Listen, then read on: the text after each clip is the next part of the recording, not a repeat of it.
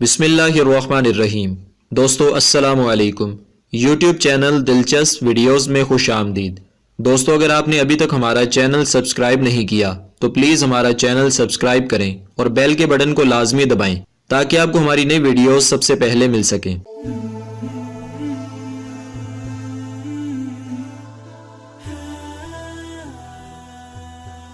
دوستو یہ بہت ہی اہم اور نہایت ہی شاندار قرآنی واقعہ ہے، اور اسی واقعے کی وجہ سے قرآن مجید کے ایک سورت کا نام سورہ بقرہ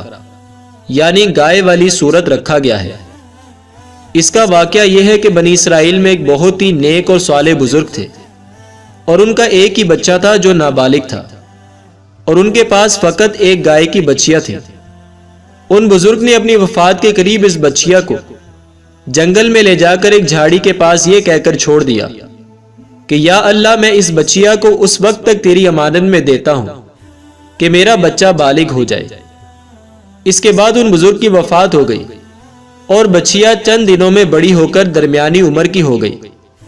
اور بچہ جوان ہو کر اپنی ماں کا بہت ہی فرما بردار اور انتہائی نیکوکار ہوا۔ اس نے اپنی رات کو 3 حصوں میں تقسیم کر رکھا تھا، ایک حصے میں سوتا تھا، اور ایک حصے میں عبادت کرتا، اور ایک حصے میں اپنی ماں کی خدمت کرتا تھا، اور روزانہ صبح کو جنگل سے لکڑیاں کاٹ کر لاتا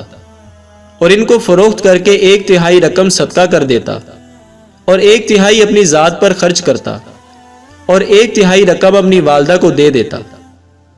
ایک دن لڑکے کی ماں نے کہا کہ میرے پیارے بیٹے،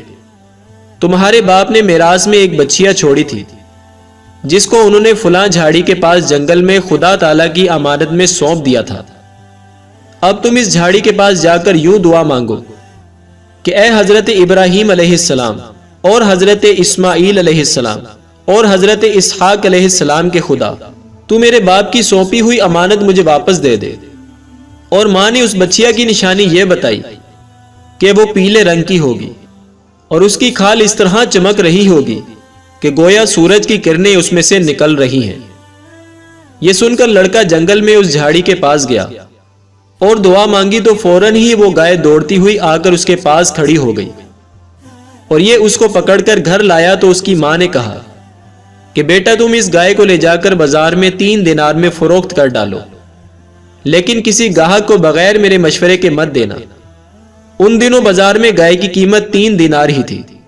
بازار میں ایک گاہک آیا جو در حقیقت فرشتہ تھا۔ اس نے کہا کہ میں گائے کی قیمت 3 دینار سے زیادہ دوں گا،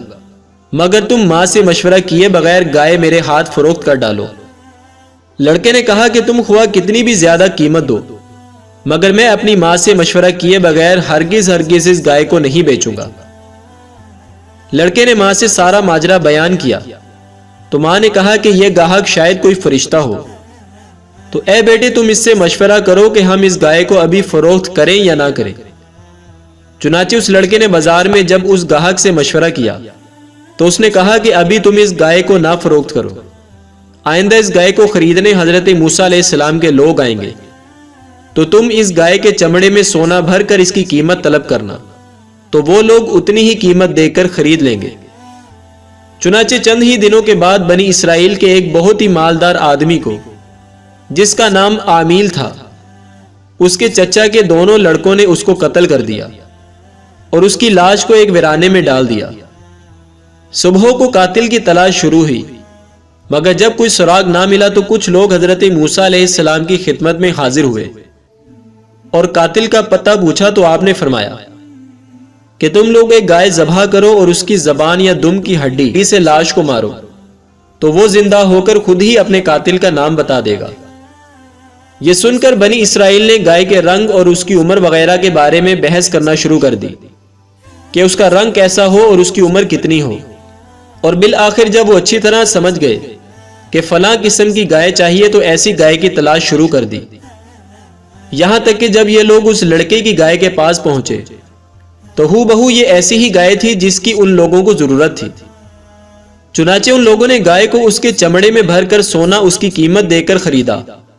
اور ذبح کر کے اس کی زبان یا دم کی ہڈی سے مقتول کی لاش کو مارا، تو وہ زندہ ہو کر بول اٹھا کہ میرے قاتل میرے چچا کے دونوں لڑکے ہیں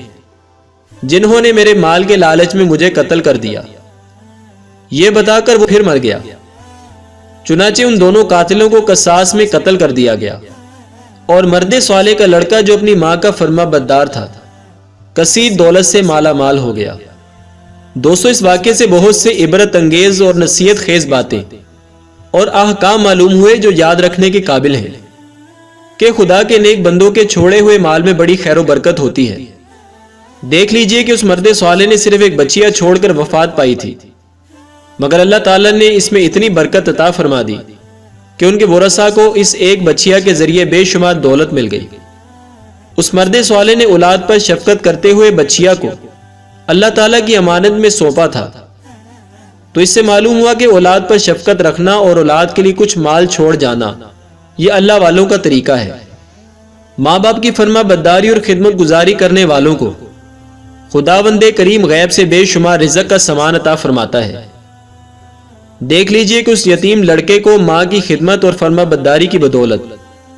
اللہ تعالیٰ نے کس قدر صاحب مال اور خوشحال بنا دیا، اور یہ بھی معلوم ہوا کہ خداوند قدوس کے احکام میں بحث و تکرار کرنا مصیبتوں کا سبب ہوا کرتا ہے۔ دیکھ لیجئے کہ بنی اسرائیل کو ایک گائے ذبح کرنے کا حکم ہوا، وہ کوئی سی بھی ایک گائے ذبح کر دیتے تو فرض ادا ہو جاتا،